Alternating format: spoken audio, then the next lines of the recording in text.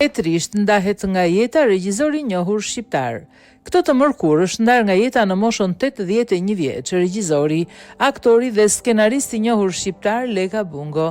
Regjizori do të përcillet për në banesën e fundit ditën e sotme në orën 16 dhe do të prehet në Varezat e Sharës, ndërsa ngushëllimet priten në rrugën e Durrësit.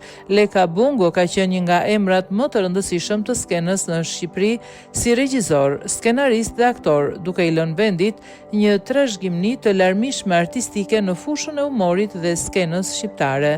Leka Bungo ka kryer shkollën e lartë për aktor Aleksandër Mojsi dhe më pas një kurs 1 vjeçar për regji në Institutin e Lartë të Arteve. Punoi për një kohë si regjizor në Teatrin Mbyllis të Fierit.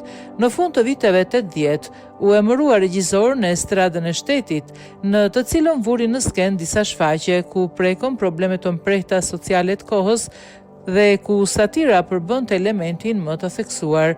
Pas viteve 90, krijoi në hollin hyrës të godinës së teatrit kombëtar, teatrin privat Rubarirat dhe që shpejt humbi destinacionin e vet artistik derisa u mbyll në vitin 2001 me rikonstruksionin që ju bë hoteleve të këtij teatri.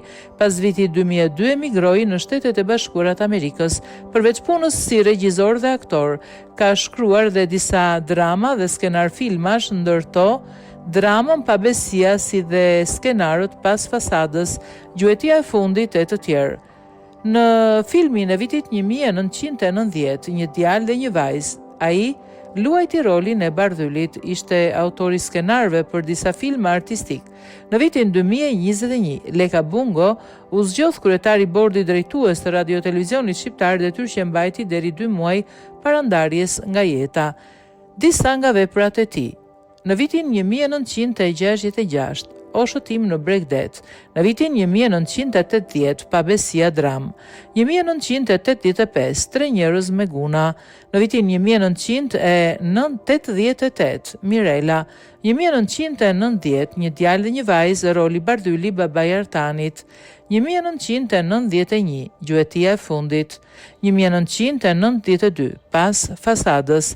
Leka Bungo do të mbahet mend gjatë për krijimtarinë e tij në Estradën e Fierit të Lushnjës dhe të Estradës së Shtetit në Tiranë, për vënien në skenë të disa prej perlave të humorit shqiptar, si dhe për vitalitetin dhe këmbguljen për të qenë aktiv deri në fund të jetës së tij.